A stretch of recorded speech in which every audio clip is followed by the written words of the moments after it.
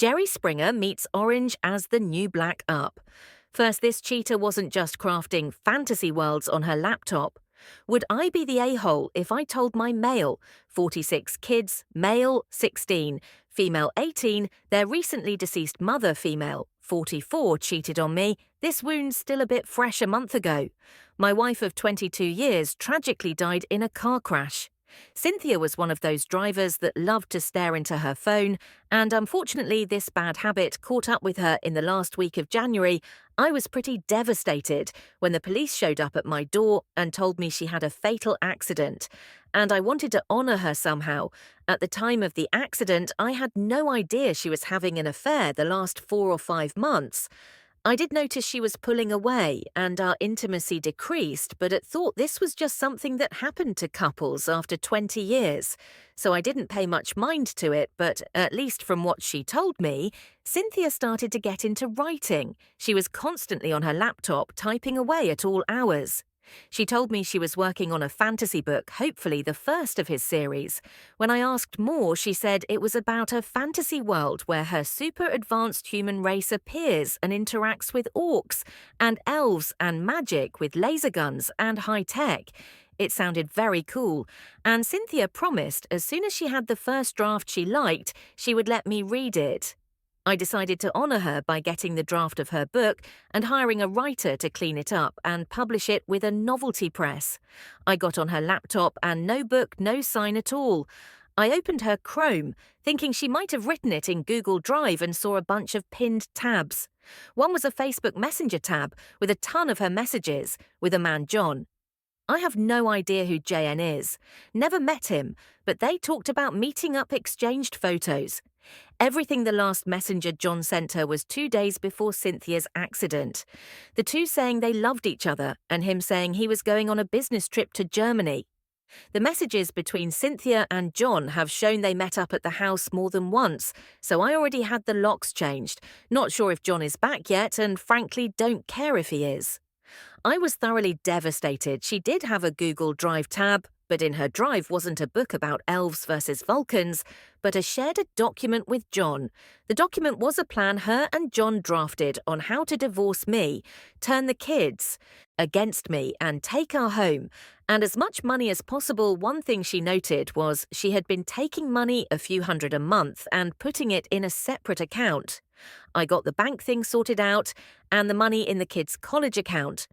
I've also been going to therapy twice a week. Now, it is hard to be mad at someone, dead, especially someone everyone else in your life is grieving and praising as a wonderful wife and mother.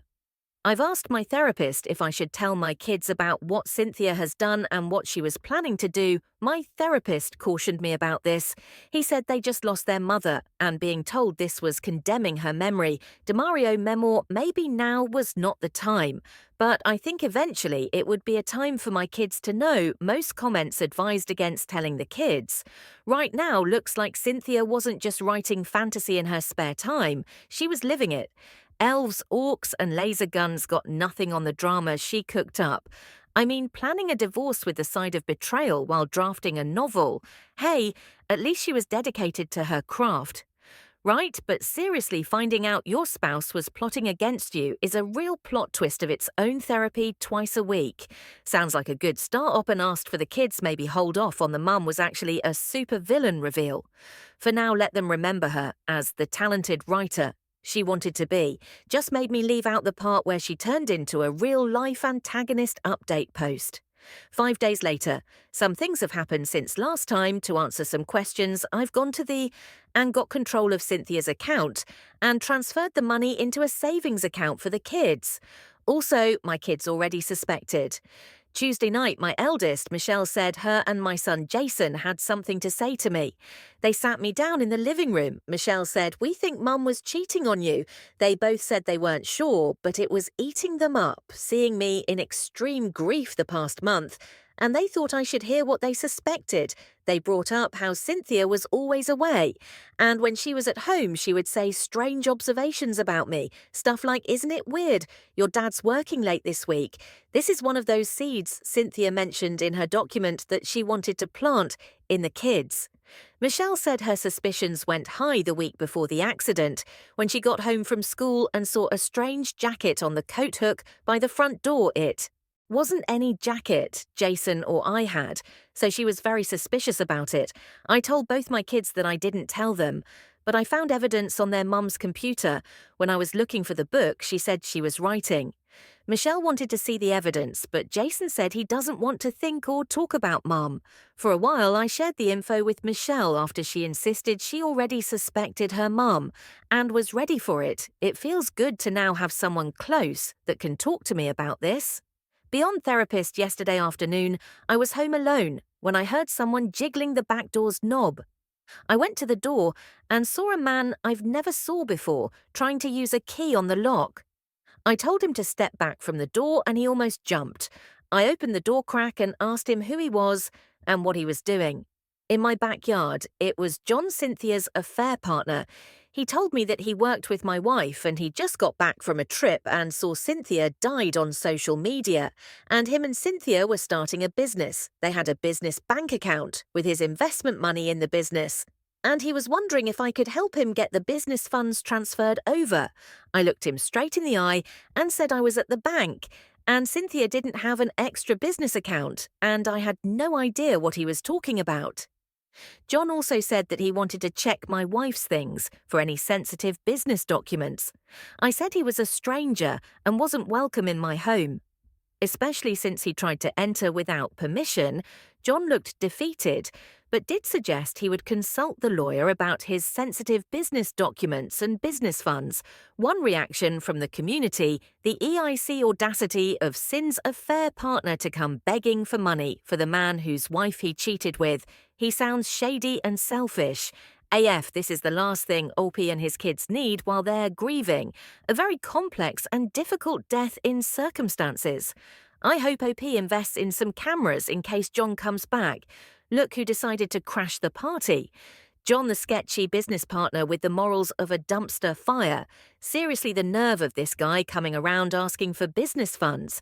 Like he's entitled to anything after wreaking havoc on your life, and props to you for keeping your cool and shutting him down.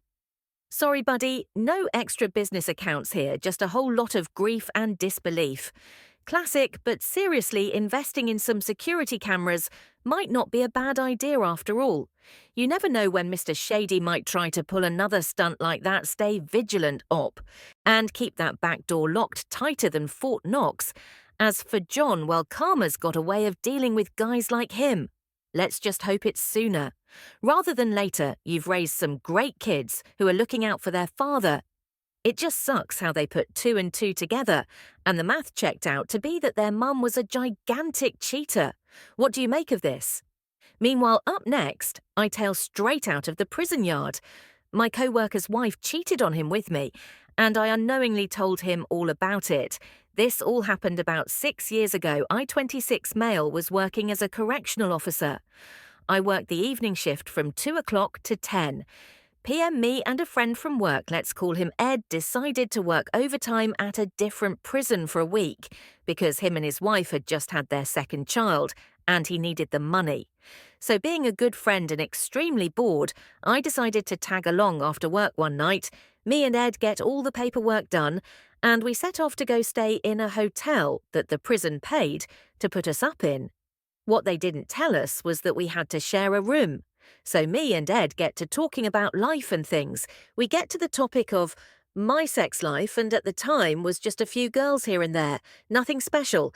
And he says, well, while we are here, might as well have some fun.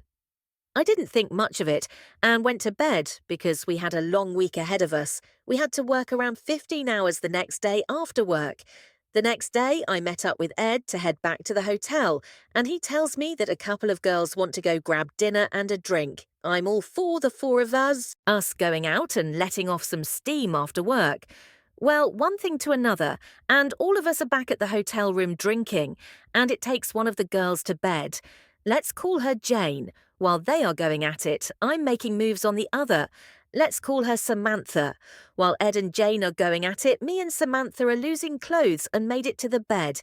We have sex for a while. I must take a shower and pass out.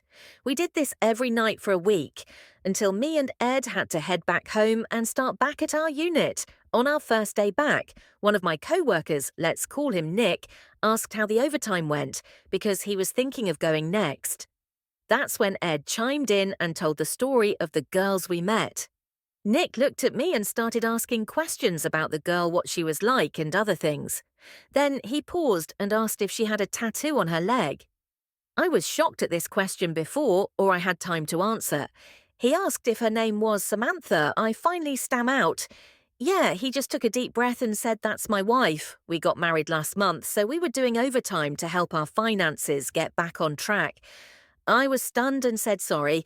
I didn't know she was married and left the next day. I was forced to work as far away from him as possible. My lieutenant found out and told me that I was going to work the same position for as long as Nick worked there, or I could resign. I choose to resign.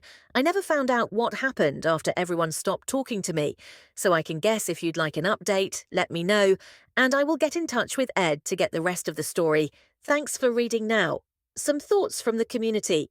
First up, well, you didn't know it, she's a hoe. Hope he divorces her. The op replies, I don't think it was the first time, from the way he acted. The next person chimes in. Corrections is a cesspool of cheating significant others and spouses. I think due to high stress and close-knit family mentality that no one on the outside truly understands. It makes it easy for co-workers to get emotionally invested, which almost always turns physical, and the brotherhood mentality keeps the cheaters protected from the spouses or significant others on the outside. Unfortunately, if it had been flipped with him cheating on her, he would have been protected lies and cover-up so that he could have continued. You didn't know, so he definitely shouldn't have held it against you. But unfortunately, that's not how the world works. You're a brother and you crossed Ive by sleeping with his wife, whether you knew it or not. And now he has to see your face and potentially save and protect you. Yikes, talk about a workplace. Hazard seriously, what are the odds of accidentally getting entangled in your co-worker's marital web, who knew the prison yard was the perfect breeding ground for love triangles?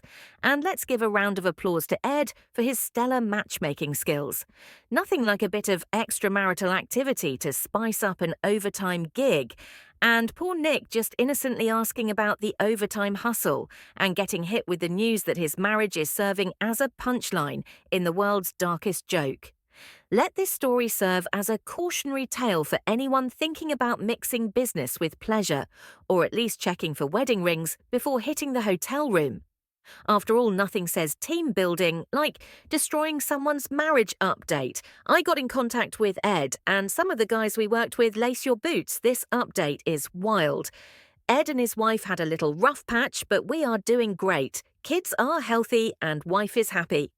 2 weeks after I resigned, Ed did as well. He found a better job closer to home and currently on a road trip to his hometown in El Paso.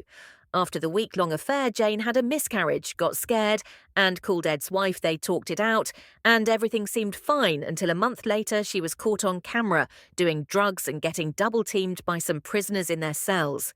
She got fired and arrested. All I could find out is that she is now a mother of 3. The oldest was confirmed to be one of the prisoners she got railed by and lives in a nasty trailer park. Nick and Samantha, from what the guys told me. Nick made Samantha quit working at the prison and go work at a daycare. She's not on social media, but Nick is. Turns out she had multiple affairs with co-workers before quitting and got pregnant. She insisted it was his, but when the baby was born, it was clearly not his. Nick blasted her all over social media for it and left her. He then got shunned by his church for everything he said about her, and it was some nasty stuff, quit his job and moved to another state from other guys. Told me it got really messy and all of the officers involved in the affair got placed on probation and told not to speak of it anymore. I'm sorry, Nick. Hope you're doing better. Multiple affairs, paternity disputes, and a social media smackdown. Truly the stuff of legends, and let's not even mention the church shunning. Nothing says redemption like a good old-fashioned public scandal. It's like watching a wreck in slow motion. Thank goodness you got the heck out of there. Op dodged a few for sure. Do you know a guy like Nick? Let us know in the comments below, and thank you for joining us.